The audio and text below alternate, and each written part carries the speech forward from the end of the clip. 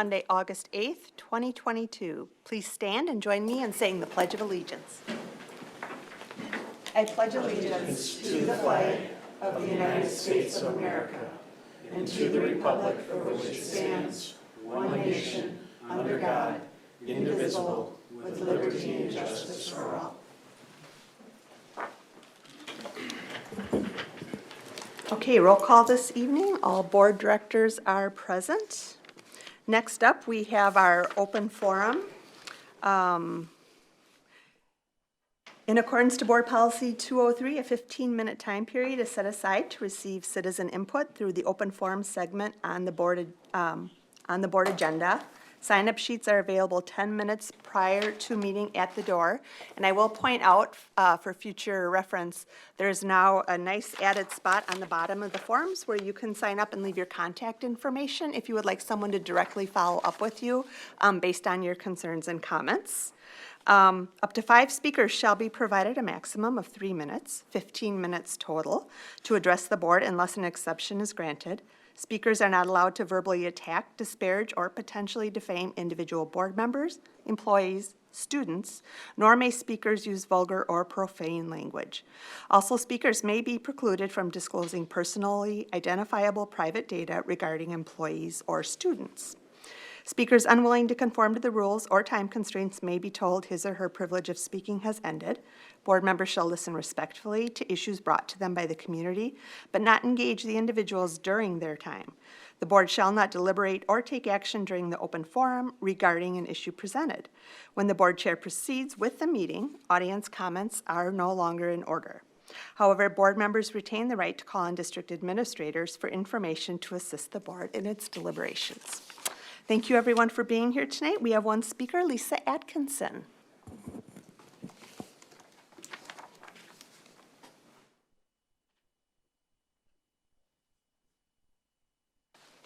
Hi, Lisa. Hi, Michael. Hi, my name is Lisa Atkinson. I am a parent with 2 students in the Prior Lake Savage School District. I am here as a follow-up to the June board meeting where I brought to the board's attention 3 concerns that I have with the high school that I have not received any follow-up on. My 3 concerns pertain to the high school. The first one is holding kids accountable for attending class. The second one is the enforcement of behavior, which includes bullying and harassment policies. And the third is in regard to mental health support. As we get closer to back to school, I'd like to have a clear picture of how these issues are being addressed. My first concern is holding kids accountable for attending class. The Parent-Student Handbook states that if a student misses more than 7 classes, they will fail the class. I can tell you from my own personal experience that is not happening. I can also tell you that I pulled data from the Minnesota Department of Education, and currently in our district, kids are only attending school on a regular basis 81.8% of the time, which is less than the state average of 85.3%. This confirms that 18.2% of our students are not attending school on a regular basis. My second concern is regarding the enforcement of discipline. According to the Minnesota Department of Education, our school district only self-reported 25 disciplinary incidents in the 2020-21 school year. Now, given this was not a normal school year, and the numbers for last year have not been reported.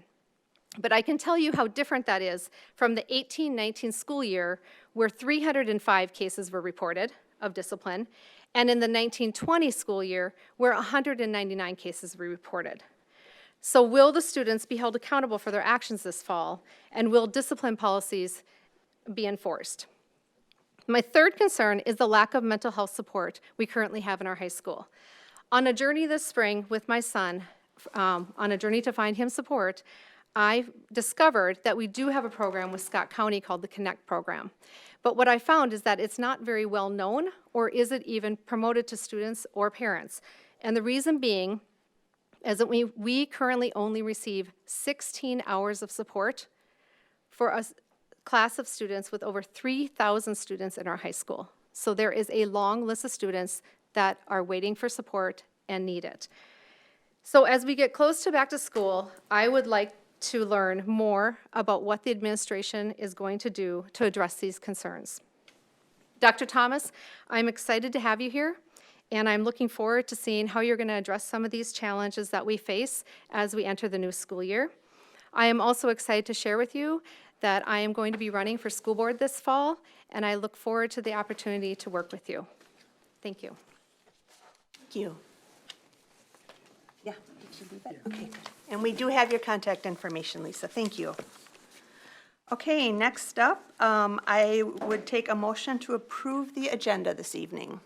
So made.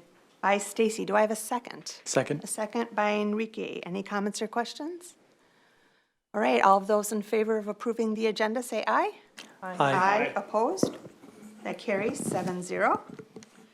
Next up is the consent agenda. Consent agenda items are considered to be routine in nature and will be enacted by one motion. There will be no separate discussion of these items unless a board member or citizen so requests, in which event the item would be removed as a consent agenda item and addressed. Tonight on our consent agenda, under financials, we have the check wire transfer disbursement summary, the wire transfer, EFT and ACH banking activity, bank reconciliation statement. This will be included after the completion of the audit, the monthly wire detail, the monthly health and dental wire detail, the monthly check detail, and the monthly ACH detail. Also, the approval of the school board minutes from the meeting on July 11th, 2022. And under personnel items, we have candidates for employment as were listed in your board packet. The resignation of Executive Director of Administrative Services, Jim Querum. Resignations, terminations, and non-renewals as listed. And leaves of absence as listed. Do I have a motion to approve the consent agenda? So made. By Mary, second by Enrique. And before we take a vote, I would just like to call out and thank Jim Quorum. We were saddened to receive your resignation. It sounds like you have some exciting things ahead of you, but it would have been unusual for you as the personnel director to present your resignation. So we just want to make note of that under that consent agenda. All in favor of approving the consent agenda this evening, say aye. Aye. Opposed? That carries 7-0. Thank you. This evening, at this meeting, we do not have a resolution for the acceptance of gifts. So now we will move on to Laker Pride, and I'll turn it over to Dr. Thomas. Thank you, Chair Nelson, board directors, and community. This evening, I'm excited to share the, I would also say the inquiry of several of our high school students.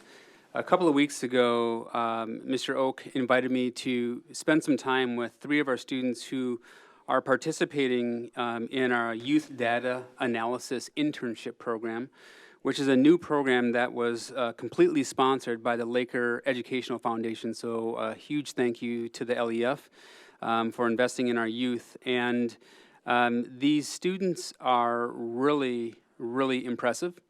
And they are looking at a variety of issues across our district. And with the support of Mr. Oak and several other key leaders, they are actually doing a deep dive on data gathering, analysis, and also culminating into some recommendations to the district. And I have to say that as a superintendent, it is extremely important to me to ensure that we are listening to the voices of our students in formal ways, as you'll hear tonight, but also just the informal opportunities that we have to connect. I say that our youth tell us every day what they need. It's our adult listening frequency that sometimes needs to be adjusted. And so tonight, I'm going to have Mr. Oak come forward and introduce the 3 students, and we do have one who's dialing in. Hopefully the connections are working. She is dialing in from India. So with that, Mr. Oak, I'll turn the floor to you. All right, I'll see if I can pull her up here, and, oh yes, and Roshni is there, so great, we do have everyone here. To expand a little bit on what Dr. Thomas said, but first of all, good evening, members of the board, Dr. Thomas. It is an honor and a privilege for me to stand up here and introduce these 3 wonderful students. To expand a little bit on what Dr. Thomas said, the students meet with us approximately 6 times, and in those 6 times, we teach them the IRB process, and then we guide and support them through whatever research materials they would need to carry on their own research. They come up with their own research questions. They conduct their own research on that there, and then once they collect the data, we help them analyze it, and we just really just ask them some guiding questions to help them move along, but the whole research is on their own. The final product is expected to be shared with all of us here in the fall. So without further ado, I'll introduce the students. And students, if I call your name, please come up and stand to the front here, and then face the board. Do we have the microphone that we can pass along as well? They're going to share with us a little bit about their project, their research questions, and why they chose that research question there. So on screen there, we have dialing in from India, Roshni. I'm sorry if I pronounced your last name wrong here. Kanakanti Bagulu, is that correct, Roshni? All right, great. And then I have Asad Abdi and Mahika Kandulu. Right? If the two of you can come up here, and then maybe we'll start with Roshni. Yep, you go ahead and come on up here. Sam.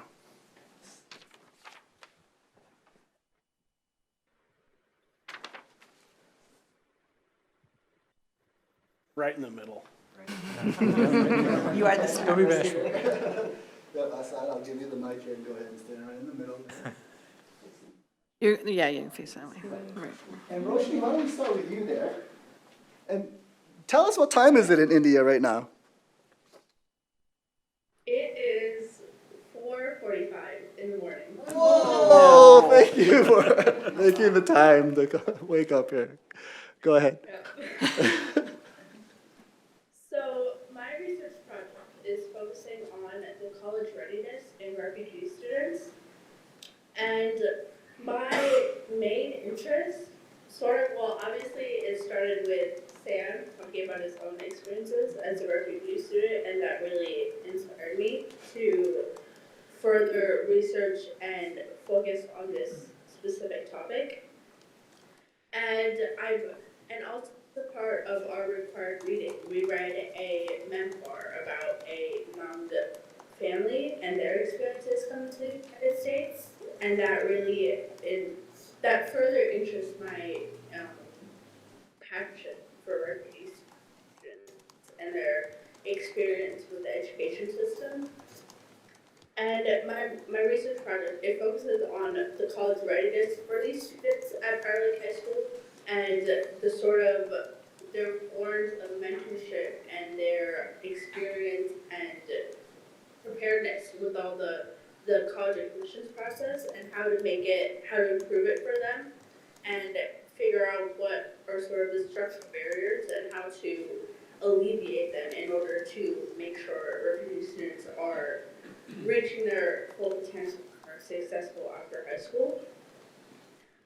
So I really want to thank all of you guys, the Laker Foundation, for giving me the opportunity to pursue this project and help improve this district.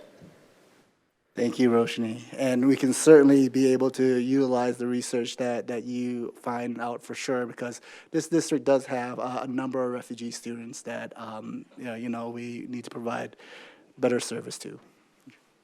Who wants to go next?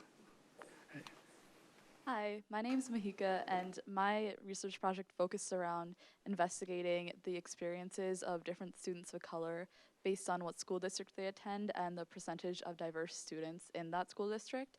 And basically, the reason why I decided to investigate this is because I grew up as a student of color in a predominantly white community, and I thought it would be very interesting and very educational for myself to see if other students of color had different experiences based on the school district they attend, and also to see how those school districts handle incidences of racism and such within their schools, and how our school district can also build off of those techniques. And I would like to also thank the Laker Foundation for providing me with this opportunity, because it's just been really great, and I got to meet a lot of great people, and this experience has been wonderful. And thank you. Thank you, Mahika. Hello, my name is Assad, and I'll be a rising senior this year. My research question kind of dives into the racial disproportionalities in AP courses and what students are overrepresented and or underrepresented in those AP or rigorous courses in our school. And there's different, different things that come with it, but just in general, I just like to, capture the different experiences that other students have with taking these courses, and I would like to thank the school district and the Lakers Educational Foundation for providing me with this opportunity, and I'm really excited to share my research project with all of you guys this fall. Thank you. Thank you, Assad. And Martha, do we have the certificate for them then, or? Yes, I do. So I have 3 certificates to recognize our students. And this certificate of appreciation is given in recognition of your valuable contributions to the Prior Lake Savage Area Schools. You are a true ambassador of Laker Pride. And again, I cannot thank the foundation enough for their support and generosity and partnership. And on behalf of all of us here at the district, we want to say thank you for your scholarship as you pursue areas of interest of research that will ultimately benefit our district. And so I'll present these, and then we'll do a quick photo. And Sam, while we're doing that, could I just ask, are you saying that we'll get to hear the research again at this You fall? will, you will. Perfect. Just kind of a tease for us, coming attractions. Yeah. Why don't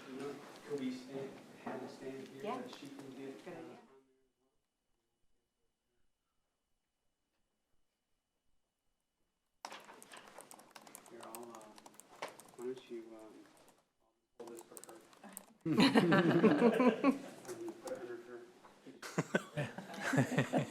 Sorry, Mary. That's fine.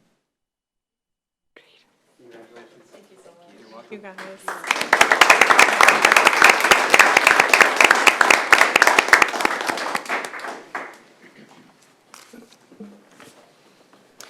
And Chair Nelson, that was the Laker Pride for this evening. Thank you, and thank you, students, for making time to be with us this evening and explaining it to us directly. Next up on our agenda is personnel items. Dr. Thomas. Thank you, Chair Nelson, Board Directors. At this time, I'll have Mr. Quirum present 3 items tonight for personnel additions. Board Chair, board members, Superintendent Thomas, 3 personnel items tonight. 9A is approval of district administrator, as is our practice. We bring administrators to the board. Glenna is not here tonight, but most of you probably know her. She's been a dean at the high school for some time. Prior to that, she was a fax teacher. So it's a good background and a good choice to lead the MinCaps program. So I bring that forward for your approval. Do I have a motion to approve Glenna Stone as the MinCaps coordinator? So made. By Enrique. Do I have a second? Second. A second by Mary. Any comments or questions? All right, all in favor say aye. Aye. Opposed? That carries 7-0. Thank you.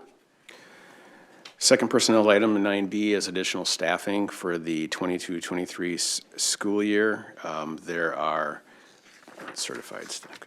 Sorry, grabbed the wrong one. This is certified staff. We're having a request for 2 additional special ed teachers. As you know, in the para world, we've gone a couple of 3 years with more than 20 open positions, and that is a critical fill for us, and we continue to work at that.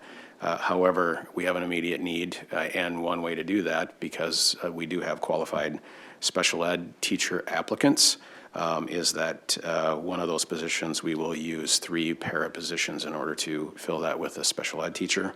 And the other one is based upon COVID dollars to be able to hire a float special ed teacher, just like we do in the elementary classroom, where we have building subs that are ours that we use in order to assign and increase some efficiency and make sure that we have a special ed teacher with those students. So. Do I have a motion to accept the special education teachers as presented? So made. By Julie. Do I have a second? Second. By Amy. Any comments or questions? I just have Stacy? one. Jim, I reached out to you earlier, but I just wanted to clarify on the second one, the one that, for the special education, the funding's coming from the American Rescue Plan Fund. So the thinking behind it, because I don't feel it should be a permanent position, knowing Correct. that those dollars are not permanent dollars. Because in my time in the board here, we've never really hired anyone on temporary dollars, at least for full-time, Correct. permanent position. That's So that person will know that going forward, Correct. going forward, that Yes. it's not a permanent position. That's a one-year position at this time based upon that funding. Okay, thank you. Other comments or questions? Mary? With regards to the question that Stacy's just asked, are we doing this through Teachers on Call? No, this is our Just hire, like just a- like we do with elementary building subs. Okay, Yep. but sometimes we do use the firms, that's why I was just Yeah, qualifying. we use them that for when I- daily subs, Right. absolutely, But not for for full-time subs. longer-term Okay. situations, we hire our own. And then I know you've heard this question before, and I just wanted to emphasize that we are using unfilled para for the first one, but that doesn't mean the rest of the open para positions that we haven't been able to fill, they're still going to be out there, still going to be Absolutely. looking. We for them. continue to, yes, Okay, because I know we're still very Yep. short. Okay. very short. Any other comments or questions? All right, I believe I have a motion and a second on the table. All those in favor of approving the two special education teachers brought forward, please say aye. Aye. Opposed? That carries 7-0. Thank you. And then finally, 9C is additional staffing for educational support staff. We have two, as it is in your board packet. The first is a youth programs coordinator for community education. Based upon their increased enrollment and growth projections, they have come forward with a proposal to add that youth programs coordinator. It's a recommendation from admin that we bring this to the board, and it would be paid out of the Community Ed 04 funds. The second one is early childhood special education paraprofessional. It would be a float position, again, trying to fill some of those holes that we have in the paraprofessional world. And as well, this would come from COVID dollars, Special Education American Rescue Plans funds. So I bring those both forward for your consideration. Okay, could I have a motion to approve the additional staffing for 2022-23 as presented? So made. By Jonathan. Do I have a second? Second. By Mary. Any comments or questions? I have a question. I just want to clarify. So the coordinator position is ongoing annually and the other position is a 1 year only? That's correct. Okay, just clarifying. Thank you. Anybody else? Okay, all those in favor of approving the additional staffing for 2022-23 brought forward, please say aye. Aye. Opposed? That carries 7-0. We do not have any unfinished business this evening, so we'll move on to new business. Up first is a summer program report, including targeted services and special education. Dr. Thomas. Thank you, Chair Nelson, Board Directors. This has been a very busy summer, and as I made my first month into the district, a lot of my time has been spent going out to our variety of summer programming that we have going on.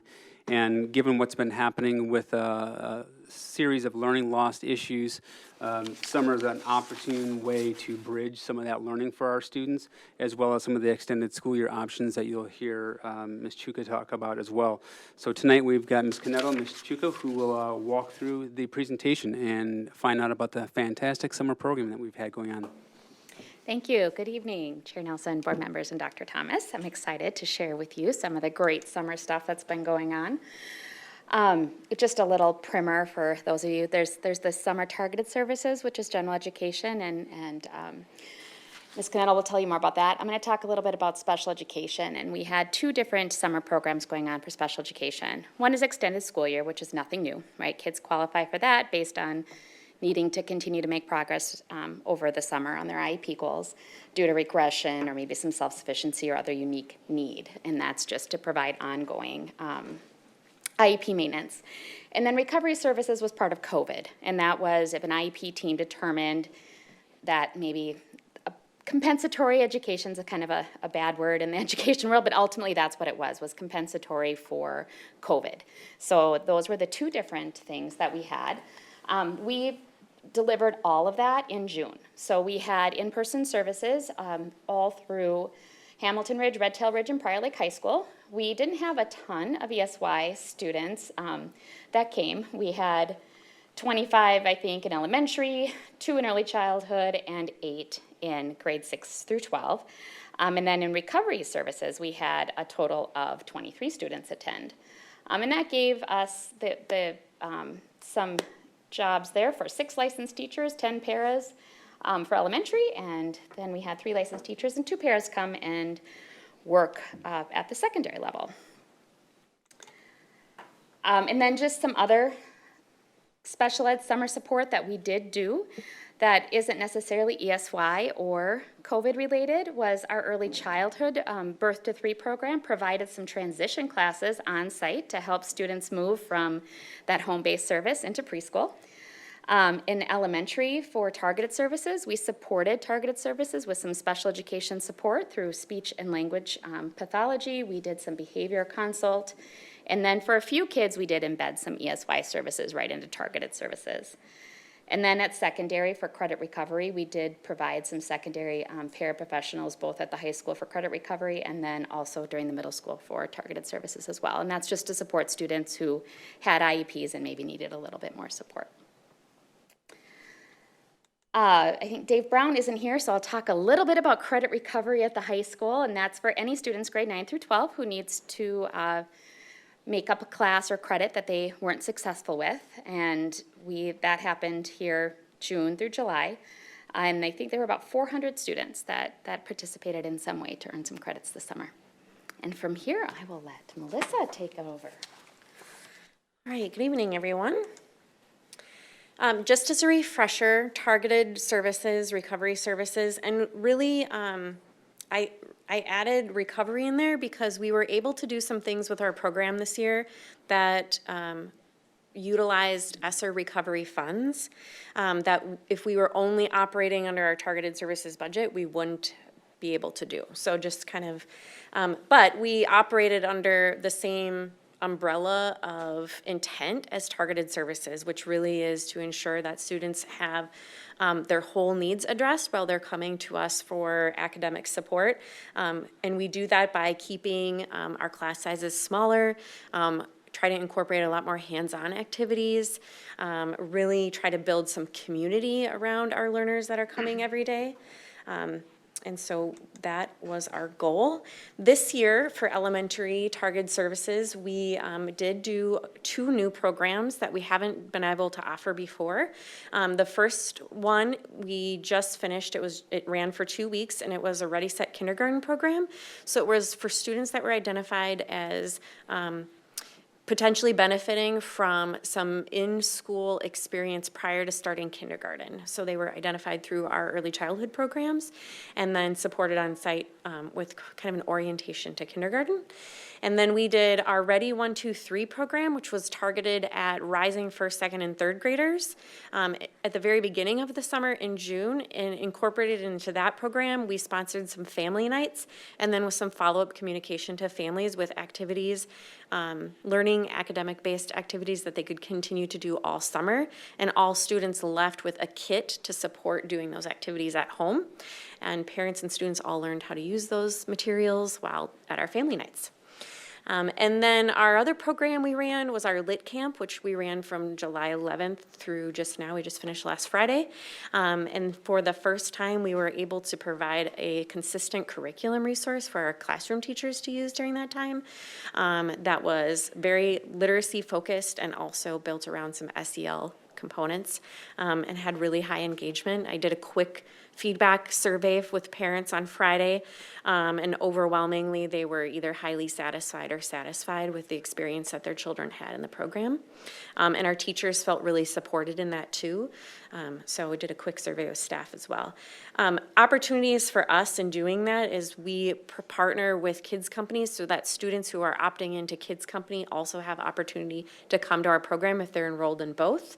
And then this year, again, because we were able to tap into ESSER recovery funds, we were able to provide transportation, which we typically aren't able to do. And about 30% of our participants utilized the transportation that was provided. Overall, in all 3 programs, we had over 400 students participate. Some students did do both the Ready 1, 2, 3, and then came back for Lit Camp later in the summer. And we utilized 5 Hawks in Glendale, partly too because of the outdoor spaces available on those sites. We wanted to make sure we incorporated some outdoor learning in that too. We also had a targeted services program at the middle school for rising 6th through 8th graders.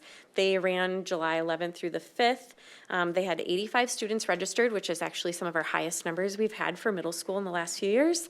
And they really focus on more of the interdisciplinary learning. So they do 2 sessions, and students can opt into one or the other or both. And this year they use materials from Joe Beckman, a book called Just Look Up. It's about adolescent brain development, so they understand their brains and how they work. In science, it's very hands-on. And then their second interdisciplinary unit was on food trucks, so it was incorporating a lot of math, science, and applied mathematics. And then we will also talk about community education services. I thought Joel was going to be here, but so there's some data here around all the engagement we had in community education services this summer. So 107 new courses, almost 1,000 youth courses offered, 217 adult courses, 29 staff, also high engagement by district staff teaching classes over the summer. You can see the numbers there of students who participated in youth programs over the course, and that was just as of July 25th, so that doesn't even include participation through August. Adult programs as well as ABE. And then just you can see the demand on our facilities over the course of the summer with over almost 9,000 participants and 50,000 hours of service provided to the community and our sites. So. And then with Kids Company, we had about 508 enrolled at 4 sites.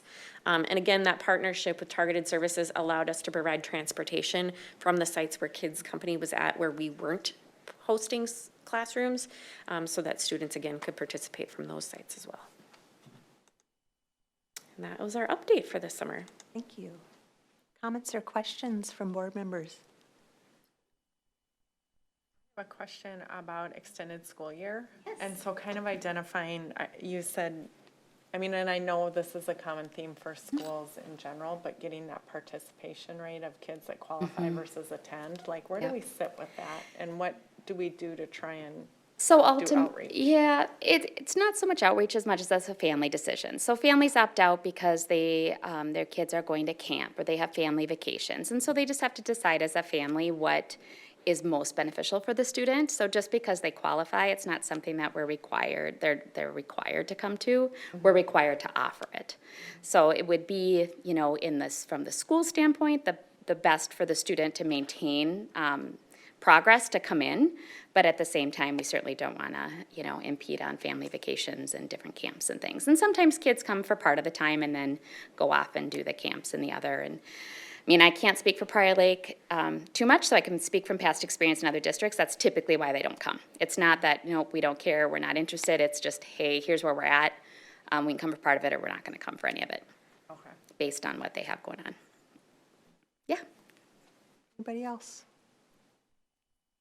Thank you. Very exciting and a lot of work, and it sure makes it feel like things are moving forward from where we were a couple of years ago with COVID. So thank you. Yes, thank you. All right, next up will be the approval of our budget calendar. Dr. Thomas. Thank you, Chair Nelson, Board of Directors. Tonight, we'll have our Executive Director, Ms. Tammy Frederickson, who leads our Business Services Division, to present a revised budget calendar. And one of the things that you'll note is that we've enhanced the calendar for the board and for our community to take note as well. We strongly believe in financial transparency and to ensure that we have opportunities throughout the calendar year to really ensure that the board and our community understands our entire forecast for budgets and where our dollars are going. And so tonight I'll have Ms. Frederickson walk us through some of those key changes that I think will be an enhancement compared to what we have had. So with that, I'll turn it over to you, Tammy. Thank you, Dr. Thomas. Chair Nelson, members of the board, thank you for giving me this opportunity. The first version obviously is the calendar that you're used to seeing that just basically shows what you can expect at each board meeting throughout the year. The proposed timeline that I would love to see on our website gives, I mean, as you know, budget is not just a one and done. It's kind of, if you really think about it, it's more of a 7-year process. We're finishing up the audit right now for last year. We're looking at what we can do for any amendments that we're going to need for this year. As the school starts, we'll look at enrollment and see what changes we'll need to make.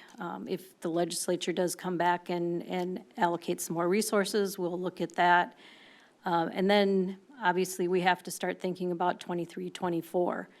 And typically what I would like to see is this fall, once we get the enrollment kind of settled and figure out what it looks like, I would propose that we would give Dr. Thomas, who will then share with you kind of a 5-year forecast on what we would expect going forward. You know, it's the last couple years have been very strange years, so it's kind of hard to build a 5-year forecast, but we can certainly do the best we can and use whatever data we have to kind of put that 5-year forecast. And then once you have that 5-year forecast, then you can look at the 23, 24 budget planning process and then see where you're headed unless you make some changes. And then obviously the legislature will set their new agenda. I would love to hear a board kind of priority document that you guys, we could incorporate what we're looking for in the 23, 24 and moving forward. There's one of the things that you'll see in this timeline is some, I'm calling them town hall meetings that we can go out to different parent groups or community members and just do a budget presentation on what they would expect to see, what we're thinking, kind of what our 5-year forecast looks like, what our enrollment is looking like as we start the school year. We'll have our audit final by then, so we'll know kind of where we were sitting for the last year and hopefully for this year. And hopefully, it looks like right now we are expecting some more kindergarteners than what we had originally anticipated. But we're closing last year about 100 kids down from what we originally projected. So hopefully we can make that up as we move forward. And then obviously the legislature, we just never know what they're going to do. So it's very detailed, and I would, I'm proposing that we keep you kind of informed on what all the process is. It's not just, here's a report for you every board meeting. It's a whole series of steps in order to get to where we need to be by the end of next year for the 23, 24, and then moving forward for that 5 years on what we can do. So there's a lot of things on here. Some of them are just automatic, we have to do them, the truth and taxation hearings, we have to get the property tax to the county to get those out to our taxpayers. We'll have some deadlines for MDE that we have several reports that we have to do. You'll hear the audit presentation shortly in the next few board meetings. So this is kind of my proposal. I would love to get this on our website just so everybody is aware of how very detailed and complicated it is to try to put together a budget. It's not just looking at 1 year, it's kind of forecasting as we move forward. So I would answer any questions you may have, or if there's things on here that you think we should add. I didn't write draft on this, but it can certainly be a draft. I've had conversations with Sam. He's looking to set up hopefully some formal parent group meetings, and I've offered to give presentations there. Whatever groups that we think would be interested in hearing it, I'm happy to go out and give a budget presentation. So it's semi-draft form. Like I say, we can add whatever you think we should be adding to it. So let me just clarify for tonight what we're going to be after discussion, asking us to approve it as is, but it certainly might revise down the road, because we're still calling for a vote of approval tonight, correct? Correct. Okay. Yes. Thank you. Since we're doing that, do you want to do comments and questions before I take a motion tonight? Yeah, I think, well, or it doesn't matter. I mean, The order doesn't matter there. Okay. yeah. Why don't you go ahead, Stacy, and then Mary, and then whoever Okay. else. Just a couple things. I appreciate this. I think it's, I think people will like it. Just a clarifying thing that I think would be helpful too, just even, from board chair, been sitting in that chair.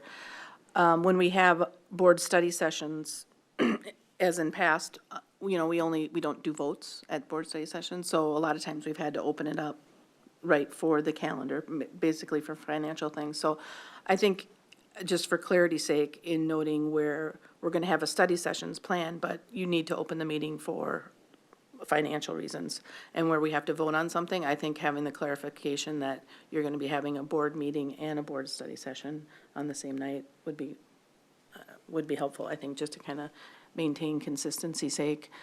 And then the other part, as far as you were talking about discussing and getting people's opinion on the budget too, and I don't know if you said it, but we have the newer group that we have, which is the Community Financial Advisory Group, which I know we have a meeting here coming up relatively soon. So I think, just if you haven't, this would be a great way to get that group and get input from them as well. So I just wanted to point that out too. Yep, absolutely, I agree, yes. Great, thank you. Mary? First of all, I love the transparency. Thank you very, very much. And the detail in here is fantastic. So thank you for all this work. I'm looking forward to going through this, further refining it, and having a lot more communication on our financial status, since it's so critical. One of the things that I just wanted a clarification on, I'm sorry I didn't ask this question earlier. When you use the term senior leaders on here, are you referring to staff? What is your definition of that? Yeah, I'm sorry, I should have been a little more clear. As we plan the budgets, there is a senior leader group that meets once a month, and we'll be getting their input and sharing. Because I think you can't put together a budget until you kind of know what everybody's thinking and what their needs are gonna look like for the next year.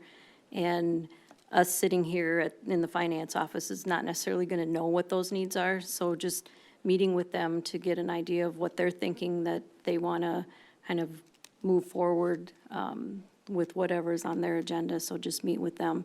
So it'd be the principals and then some of the directors here at the district office. Will include the building instructional leadership team? Absolutely. Okay, thank you. Chair Nelson, may I just add to that, Director France, you actually just brought up a point at the very end there that I think is really critical. Our community meets the district at our schools.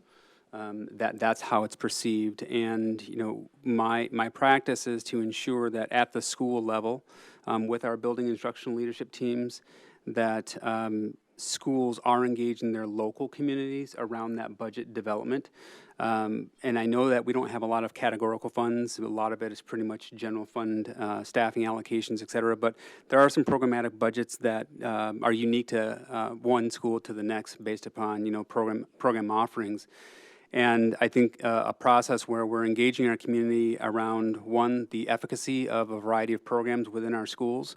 I'm not going to carry over legacy funding, meaning we've always funded that, or this has been Michael's pet program for the past 10 years. We need to ensure that the programs that are happening in our school are actually getting the outcomes and results for our students. And where they are not, I think that's where we have to have conversations with our local school communities to say, okay, how is this benefiting our students, or how is it not? And if not, how do we reprioritize the finite resources that we have at our building site?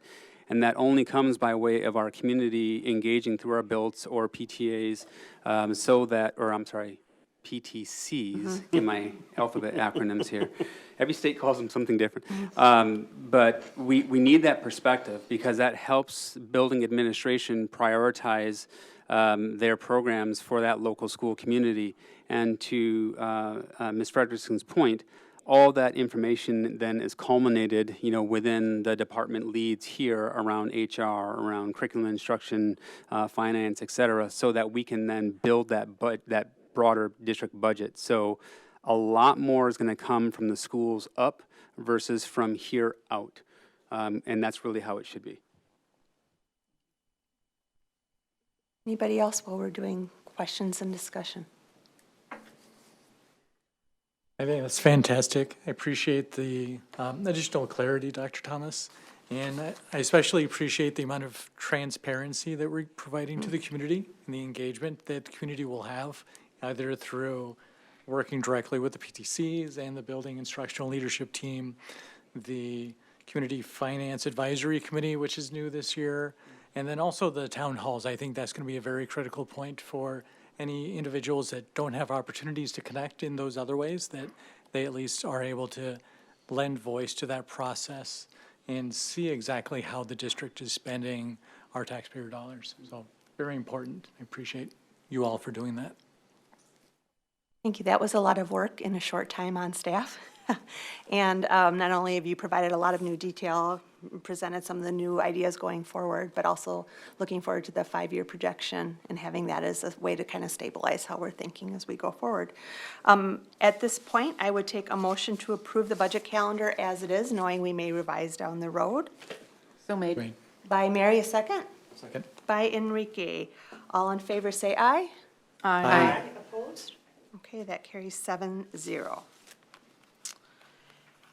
And next up is setting our levy meeting date. Ms. Frederickson, do you want to say anything about that before we talk about the date? By state law, we have to have a levy approved by the December 30th. So obviously, the December board meeting is when we will do that. Okay. We will come in, I believe it's either the September study session or the October board meeting to do, I believe it's a September, to do the preliminary certification, because we've got to get that in. But then we will approve the final one. And then we also have to have the time reserved for any truth and taxation comments that any of the community would like to express. Great. But it's kind of just timing that we'll have to just make sure we're got that right. Thank you. We'll start by taking a motion to set the levy meeting date as December 12th, 2022 at 6 p.m. at the start of our regular meeting. Do I have a motion? By Amy. Do I have a second? Second. By Jonathan. Any comments or questions? Okay, all in favor of setting the levy meeting date for December 12th at 6 p.m., please say aye. Aye. Opposed? That carries 7-0. Thank you. Okay, next up is the board 3-year agenda and operational plan and priority work discussion. And we're making a little bit of a change here. When we met to do some agenda planning in bringing this forward, we decided that there were a number of factors going into both looking at that operational plan and priority work and then how it will carry over to our board 3-year agenda. And so I'd just like to share a few comments from our agenda planning meeting and then open this up for a discussion. In June, we did approve the operational plan and priority work, and from there, normally, we would then go on to approve a 3-year board agenda based on that plan and priority work. We decided at this point to bring back the operational plan and priority work for discussion for a few reasons. Number one, even since June, we have had significant changes in administrative leadership in our district, several key positions, in addition to having a brand-new superintendent. There have also been many major impacts on the district, especially in the last year, that have impacted our work and may be taken into consideration as we look at our 3-year plan. Also, normally, after approving an operational plan and priority work, the board would work on the 3-year agenda and then bring it forward for a vote. Normally, that work is done at a board retreat, and as we know, that unfortunately had to be postponed, so we have yet to have the time to work on that together. And now Dr. Thomas, too, I want to note, has had some time on staff to learn more about the district and our community, and he's had opportunities to meet with his staff, his learning leaders team, to learn more from them and to get their input. So ahead of our discussion, Dr. Thomas, I'm wondering if you'd be willing to start our discussion by sharing your perspective sort of on where we're at with this operational plan and priority work, taking into consideration some of the points that I listed and what you're learning from your team as you work with them. And then we can open it up for a full discussion. Sure. Thank you, Chair Nelson, Board Directors. After being here for a month, a lot of what I've been doing is observing and doing a lot of listening and learning about what's happening in the district. And when we had our first Learning Leaders meeting, probably my second week here, which includes our principals and executive directors and directors here at the central office, we reviewed the plan here of the 6 strategic directions that were set. And the conversation that we were having, one was the magnitude of the strategic directions. I questioned our ability to bring solid metrics to how these priorities are strategic directions are written. And there were some strategic directions that also read more as activities for other strategic directions. So they're a means to an end versus an end into themselves. And so I just, asked the leadership team, as a new person coming in, just asking a lot of questions, seeking to understand. I wanted to get the pulse, and I think there was a unanimous conversation that occurred at Learning Leaders to really revisit these strategic directions for 2 reasons. One of which I just talked about. We need to be able to put metrics to all of these strategic directions, to report back to the board, to report back to our community progress versus a checkbox of that we've done it. And I'm being very respectful and mindful of the work that went into this document, so please don't take that out of context, that was actually happening. But this will cause a lot of activity in the district.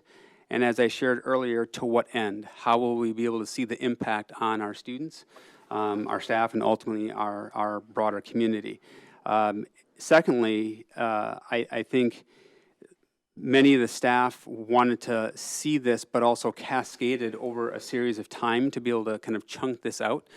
Because when you think about one of these, just a strategic direction, the first one, has 3 what I would maybe call activities that would be underneath that.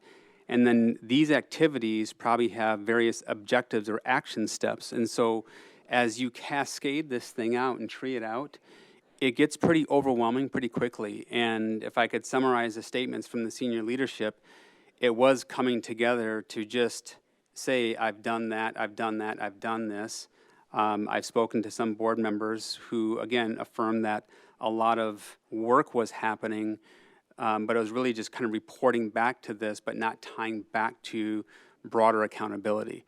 And so I am proposing to the board that we have an opportunity as a senior team to do a couple of things. One, we would like to engage our building leaders around the development of the strategic direction and some revisions. Because if this is our guiding document of accountability, which in my head is like a unified district improvement plan, all of our school improvement plans need to be aligned to this. And if we can't build a robust system of metrics of accountability systems for this, how are we able to determine that our schools are writing, plans that are actually going to align to what the board has approved as your strategic direction?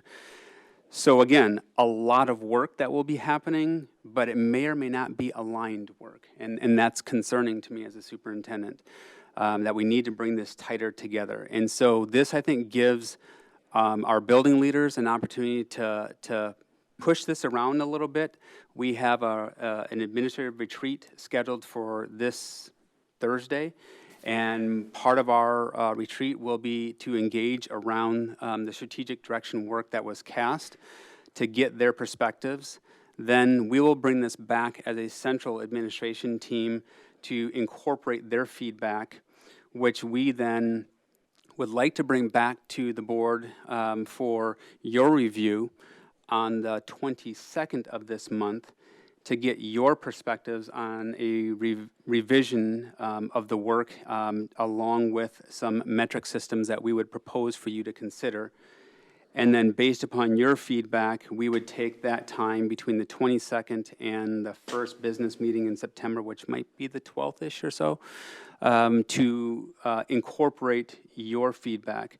This also gives an opportunity for us to hit all the key stakeholder groups, to really bring this together in a tighter fashion, and have something that's still going to be timely for our buildings to adjust or align their school improvement plans to a comprehensive governance document that now really guides accountability for the next 3 years. And I would propose that we know that this is a 3-year plan, but that each year we might have an emphasis or a point of focus that we report on. A lot of work will always be happening, but we may be incorporating a focus. Another change that I'll be proposing is to bring the board through your work session models, and this is ultimately a benefit for our community, a more quarterly approach to data presentations. Right now, we know and we can predict when we get certain sets of data, and that should just naturally follow a work session routine so that you have that just-in-time data for your governance here at the board or at the dais.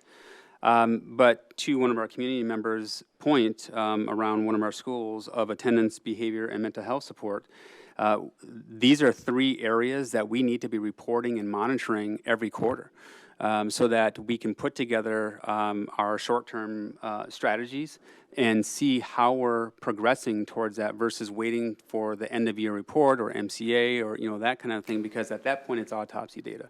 There's really not a lot that we can do.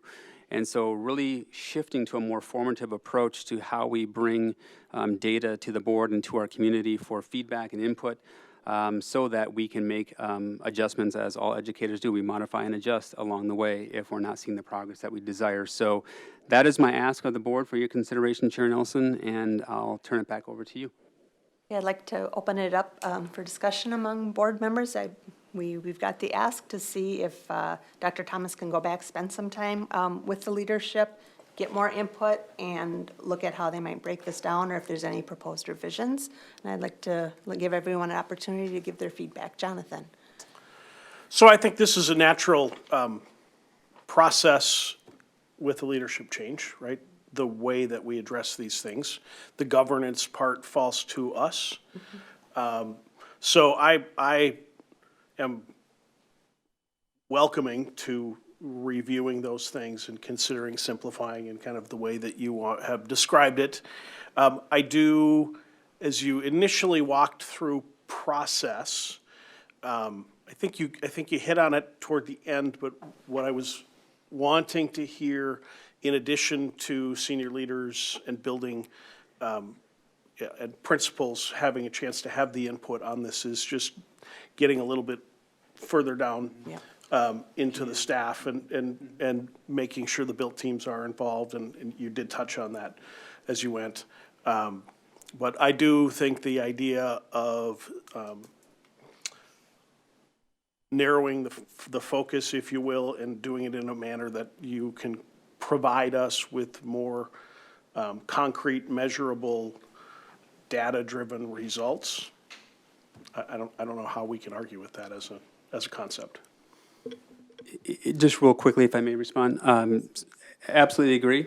I know that we have a very short window of time before the year starts, so I can assure the board and our community that similar to what you heard Ms. Frederickson speak to in terms of the budget process, there will also be a more community-based process moving forward as we look at a district improvement plan.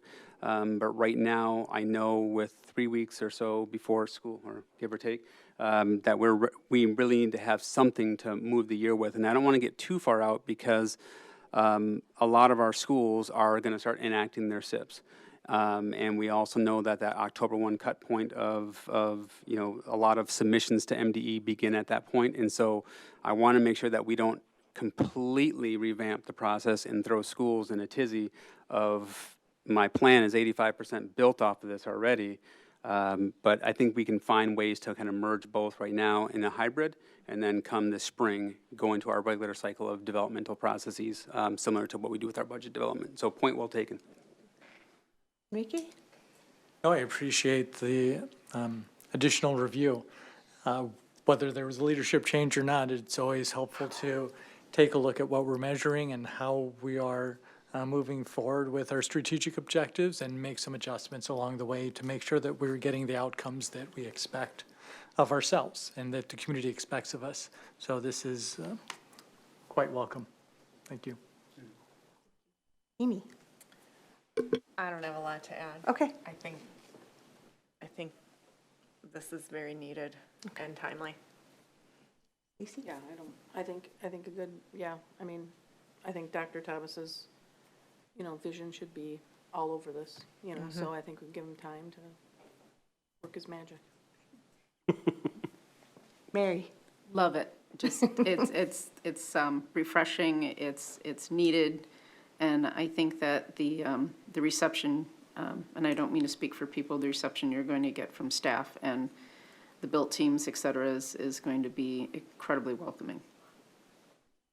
If I echo all their sentiments, I mean, I will say we sit here and we constantly strive for numbers and data, all of us, as we try to make our decisions, and we can't make them but how it feels, I mean, so really appreciate driving it with data. I'll just add a few comments at the end here. I love it in the sense that for now it feels a little bit like a living document. That we have some deadlines to implement in terms of getting the school year started, but this will live and grow as we get more community stakeholder input, just like we did with our strategic plan many years ago. We brought people together at the high school. I also like that it feels a bit less like project management and more like an agile project, in that as we get feedback, we adjust rather than waiting till deadline time and then, oops, we got to change the program up. That this gives us time to adjust as we go. So I'm also in favor of taking a look, and I know we've also had feedback from all levels of staff, from teachers through senior staff, that it feels like there's so many programs implemented that the thought of looking at where's the focus and is there some streamlining that can be done, I think that ripple effect would be felt throughout the district if we get that focus back on how we want to do it. So at this point, I think we have the input, but just to be clear, could you give me a thumbs up if you're in favor of Dr. Thomas going back and gathering input and bringing it back? Yep. Yep. Okay, so we have clear direction and we look forward to that. Thank you very much. Okay, next up is our policies. We have 6 policies that were introduced at our last meeting and discussed and presented. Are there any further comments or questions on those policies at this time that you haven't been able to ask staff in between meetings? Okay, so we're good on those. Those will come forward for a second reading. There are no policies for a second reading at this time. And then under policy approval, we'll be asked tonight to vote on the policies presented, and I will list them. We have reviewed them twice prior to this meeting, and I will now ask the board if you would like me to read them for approval in one motion, or if you want any pulled out. The handbook isn't in there, right? Are we approving the handbook? I'm trying to find that. No, that's Okay, not in there. then we're good. Okay. We can do it all at once if everyone else is in agreement. Everybody else is in agreement? No, that's Okay. fine. So I will list the policies that we will be approving in one vote this evening before I take a motion. Policy 602, Policy 603.1, Policy 607, Policy 609, Policy 613.1, Policy 616, and Policy 901.2. Do I have a motion to accept the policies as listed? So maybe. By Stacy, do I have a second? Second? By Enrique. All in favor say aye. Aye. Opposed? That carries 7-0. Thank you. Up next, we have administrative reports. Dr. Thomas. Thank you, Chair Nelson, Board Directors. A couple of things I'll mention. It's been a very busy first month. It's been a very exciting first month. A lot of my time, as I stated earlier, has been getting out into our community. And as you all know, I moved my family into the community, so I'm a resident taxpayer and really proud to be in Prior Lake. And, you know, a lot of my opportunity has been to meet with all of our elected officials as well. So all of our mayors, all of our, I guess, chairs in Spring Lake Township. And I've attended their council meetings as well to introduce myself and to engage those local communities around our opportunity to serve all. I know a lot of focus by namesake is Prior Lake, but we serve 4 distinct communities, and it's really important for me to understand, you know, the nuances in the interactions with the people in those local communities as well. Been meeting a lot with our police chiefs and police commanders. They provide extensive support with our SRO programs, both at the middle and at the high school. I know Chief Frazier has just announced his retirement here from Prior Lake. We also have a lot of connections that go way back to St. Paul. So a shout out to St. Paul. But he is going to be retiring, and they will be engaging in a search for a new chief. And the mayor has asked that I sit on that process to select the new police chief with the committee for Prior Lake. I have been meeting with a lot of our principals. I've been to every single one of our schools this summer to engage with our principals and any staff that are there for the summer programs. You heard a little bit this evening about some wonderful things that are occurring. You also heard the request for an additional FTE from Fund 4 for Community Ed, because we are starting to see an uptick in families wanting to re-engage through our Community Ed programs. And I'll tell you, Joel is a rock star. You just watch to see what happens in Community Ed. He's got some really strong visionary ideas, particularly as it pertains to our enrollment. As you heard Ms. Frederickson earlier talk about the projections for our kindergarten enrollment. That is the greatest challenge right now that I'm trying to address as a superintendent and engage our community to look at some of our early childhood and pre-K programs. That's the gateway to K-12 longevity, and we get them young, and we get them for a long, long time. And so I really look forward to his leadership there to really build out that attraction for bringing enrollment back to our district there.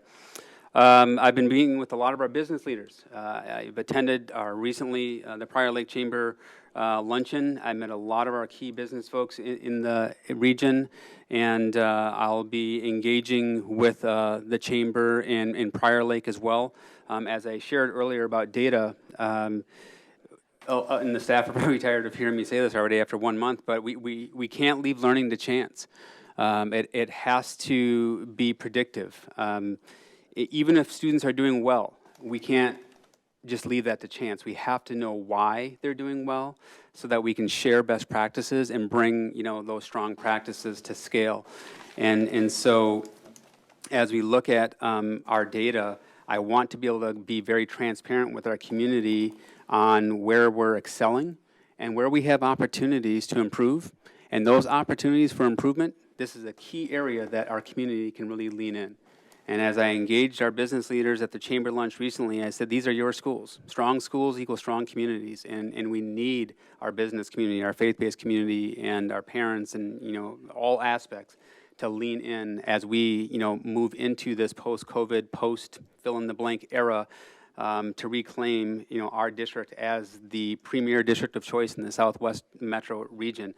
And that's going to be an opportunity to do that through a variety of these opportunities to do our states of the district. And that's one thing that I'm committed to ensuring that we do, not only with our board, but also having our community have time to engage, you know, with the leadership of the district to hear perspectives and hear ideas that you all may have. So the Prior Chamber State of the District will be September 21st. I will be doing a presentation to the Savage Chamber on November 1st. And then when we do a larger community presentation, which will just be more of an open call to the community, that we're working on that date and venue right now. But again, that will be early fall that we do that, which is why I wanted to make sure that we had an opportunity to solidify the district priority work so that we can promote that as we have those states of the district. We also know that these past several years in education have been very, very tough for a variety of different reasons, and we have seen significant levels of division within communities all across the country. And Prior Lake is no different. Prior Lake Savage area is no different.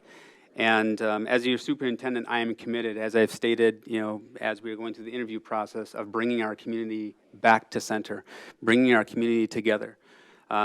We won't always see eye to eye, and that's the beauty of this country. We can bring, various perspectives to the table, but we can't lose touch of the humanity of our community to be able to engage around lines of difference, and where we have differences of opinions, differences of perspectives, backgrounds, experiences, etc. It's those differences that really make us strong, that we really flesh out and really take that 360-degree approach to looking at a situation or a topic. And I joined our mayor here in Prior Lake and Chief Fraser, along with a variety of emergency personnel for our Night to Unite on August 2nd. I've forgotten, after 4 years of living in Colorado, just how humid Minnesota gets in the summer. Wow. That was a 2-shower night. But I can tell you it was an amazing time to go out and engage at a variety of our neighborhood gatherings, barbecues, variety of food spreads, and just having fun and getting to know the best of one another as a community. And when we have challenges that, we're going to continue to face them, but challenges are often overcome by having a strong relationship with someone that you can work through those challenges together. When we don't have a relationship, none of us are willing to step to the middle to figure out a strategy to mutually, move forward. So that Night to Unite was something that I know started 30-plus years ago, really for our police in the communities to build a better relationship. But for years, this has been my practice as an educator in whatever role I've had, to go out and engage my community that I serve as an educator, to introduce myself and get to know the community that I serve. Next year, this will be our opportunity. I'll pre-invite the board and administration and any district staff who would like to join forces to really make this a superb event for us to be able to meet and greet a lot of our neighbors and friends throughout the community, to show up and learn a lot. And I'll tell you, our family spoke to me. They talked to me about what was going well for them in our district, and they also shared, where our opportunities for growth are. And I think those are the things that we just can't take for granted. Let's see. That is about it. I will be starting a listening and learning tour, working with our communications and social media folks to really get those on the calendar and promote. More to come, but there will be about 8 meetings over a very short period of time that I'll engage our community at larger scale events, but also some of the coffee shop house events as well. And this is my opportunity to really introduce myself in a formal way, but also learn a lot. There is not going to be a packaged presentation. It's really just me understanding what are the issues, what are the concerns, what are the great things happening, and then we'll aggregate that experience into a report for the board and ultimately our community to say, this is what our community has shared. And it'll be interesting to see how the community qualitative data, gets quantified and aligns to our district declared priorities. Where are we aligned? Where might we be a bit off? And that's our opportunity to lean in. But again, we cannot underplay the importance of community voice. And then lastly, I will say that August 30th is going to be our back-to-school kickoff. It's already here. And that's going to be a great opportunity for us all to come together at Prior Lake High School and understand the vision moving forward for the new school year. There's a lot of excitement in our community to start. There's a lot of excitement for families to come back into our schools. And I can't stress enough, these are your schools. We want to see our families in our schools, volunteering, et cetera.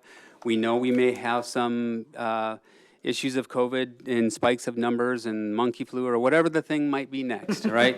But we will do our best to ensure that, our schools are a place where our students and families feel welcomed, and you can actively participate. And I'm excited to feel the energy. I always get those first day jitters every single year, and 28 years in it, I'm still getting those first day jitters.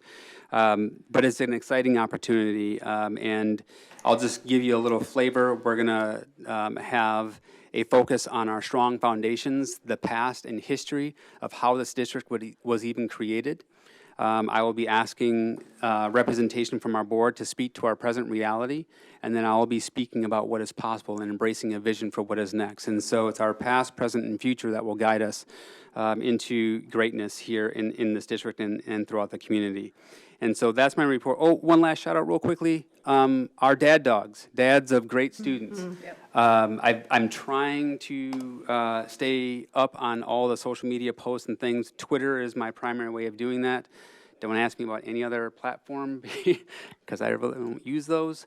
But I do try to put out a lot of things that I've been engaged in on Twitter. And just recently, this week actually, dads of great students, our dad dogs, who do a lot of volunteering in our schools, did a fundraiser event at the Wilds golf course, and it was a great opportunity to see, gosh, I don't know, 50, 60, maybe, a lot of folks were there. It was a beautiful day for golf. I got to do a lot of meeting and greeting and talking one-on-one with families, with staff members that were there in support, and I know that they can bring in a good chunk of change in support of our schools. So whether it's enhancing many of our outdoor environmental classrooms, that's been a big project of our dad dogs, or an opportunity to provide, additional classroom, library materials through their fundraising efforts. So the dad dogs and the likes and the various groups in our community, I can't thank you enough for your commitment to our students and ultimately our families and the broader community. So that's my superintendent report for the first month of being here. A lot happening, a lot of excitement, and looking forward to the year to come. We also have some administrative reports that I will, any administrative reports? Okay. Anybody? All right, yes, I'm going to have Tammy give hers this evening from Finance. Thank you, Dr. Thomas, Chair Nelson, board members. I just wanted to give, there's two just really quick updates. The auditors are here for the final audit report. They're doing their final roundup. I'm taking it as a good sign because apparently they usually have 5 here and there's only 2 this time. So I'm hoping that means that we're looking good and aren't any issues. So we'll report back to you on that. The other thing is last week I met with our investment advisors, and we right now are in an extremely good cash position. And as you probably know, the market right now is pretty volatile. So they made a couple recommendations that we take $5 million from our Mintrust account and move it to a U.S. Treasury note, which will mature in January, right before our debt service payment is due. So at least we'll get a guaranteed interest on that. In the money market fund market right now, we don't really know what that interest is looking like. So a Treasury note seems to be pretty safe with a solid interest rate on it. And then also they recommended moving $5 million from our limited term debt to a fixed rate investment, again, for the same reason. Limited term debt is much like a money market account. The past history for the last 6 months, the interest rates are extremely low. So putting it in a fixed rate investment for right now seems to be a good idea. There is no fee for us to do that. We're just kind of adjusting the portfolio. But I guess one of the things that I would ask of you is as we move forward, before we make these decisions to do these things, how do you want me to kind of inform you? I'm sure we can bring it to the Finance Committee as we get those groups meeting, but some of these are just, we need to move fairly quickly. So I am open to any ideas that you have on how you would like this information relayed to you. First of all, if you have to move very quickly, I think email's the best way. But I'd like to be a little bit sensitive, because then you're going to have potential 7 board members calling you at separate times for questions. So to follow that up, schedule some time, pre-schedule the time for people to call in, as long as we don't have a quorum, that sort of thing, so we can ask questions and be aware of it. No, we've never had to vote on moving that money around, particularly when there's no fees, et cetera. So I don't think that's going to be an issue, but anything that needs to be voted on normally comes first to the FLRP committee. Yeah, I just wanted to make sure that you're aware of what we're doing as we move forward with this, moving some of these monies around. Like I say, we're sitting really good right now with cash, so it just makes sense to do some of these, getting more into a safer interest rate as the market is still a little volatile. First of all, I just want to add also that if you do email, what happens is when we do get the financial reports and we see significant shifts in the summary report, that also prevents an inundation of the calls at the last minute, especially from me, who I tend to look at those quite detailed, as everyone knows. So I didn't mean to talk ahead of anybody else, but. Anybody else? I'd have the same opinion. I think if we are informed, I think more, obviously informed more than having input, because that's not our role for the most part. I think an email communication, and I think Mary's suggestion of including in that good times for us so we don't completely interrupt your day is a sensible approach. And I think the board's pretty good at knowing we don't reply all emails. Julie, did I cut you off? Yep, nope, I was giving a thumbs up. Okay, anybody else? Does that give you what you need? Yes, it does, thank you. Okay. That's all I have tonight. Any other administrative reports? No? Okay. Next up, are there any board director reports this evening? Yes. Anybody? Okay. I will just update, we did have an AMSD meeting on Friday, and Dr. Thomas was present as well. Dr. Rose Chu from Roseville Area Schools gave a really interesting presentation on Pelsby and teacher recruitment and a marketing campaign. Because as we know here, it's happening statewide, there's teacher shortages, and it doesn't look good for the future. So they've been undergoing work to look at ways to elevate the teaching profession as a whole, like make people want to go into the profession. Also putting a focus on recruiting teachers, especially BIPOC teachers, into the field. So there's some really exciting things happening there. They also elected their new AMSD leadership for the year. They did comment that they thought the possibility for a special session seemed slim, but maybe right after the election they might sneak something in. So that did not sound real helpful for us. And then they did some reporting out on legislative action committees. And then the other thing I'll just comment on, since Dr. Thomas kind of touched on the fact that he's been meeting with leadership in the other cities around us, later this month we will be having, resuming our ongoing meetings that happen between the leadership of Prior Lake, Savage, Credit River, and Spring Lake Township, including both the elected officials and the leadership in each position. We've been meeting more regularly now. Sam Oak has also been a part of many of those. We share with each other what's happening in the cities and in the school district, goals and upcoming events and ways that we can lean into supporting each other. And I think this will be new for you, but we had several meetings last year, and it was very helpful to get to put faces to names, to understand what is priorities, and to work together to make change in all of our communities. So I just want to make people aware that those meetings will continue. All right. Next up, we will be adjourning the meeting and transitioning to a closed meeting, and I will read the reasoning before I take a motion to close the meeting. The next item on the agenda is the preliminary consideration of allegations against an employee. The Open Meeting Law, Minnesota Statute, Section 13D.05, Subdivision 2B, states that a public body shall close a meeting for the preliminary consideration of allegations against an individual subject to its authority. During the closed meeting, the board will discuss the allegations against the employee in what, if any, action it would like to take. Accordingly, pursuant to the law I have cited, I will hereby entertain a motion that this meeting be closed for the purpose of a preliminary consideration of allegations against an individual subject to the board's authority. So at this time, could I have a motion to close our meeting? So made. But that was Enrique? Yes. Okay, do I have a second? Was that Julie?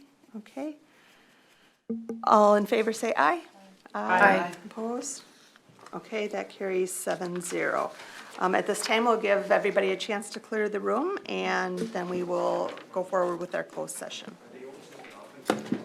She's making the meeting. You weren't kidding. No. Okay, thumbs up, thumbs up. Okay. She gave it. All right, I'd like to go ahead and call this brief meeting to order. At this time, I will be asking for a motion to move forward with reading a resolution proposing discipline of an employee. Do I have a motion to approve this resolution? So made. By Jonathan, who was my second? Oh, It Enrique. was Enrique. By Enrique, I apologize. We Second? all sound alike. Amy. Okay, at this time, I'm going to read the resolution, and then I will be taking a roll call vote.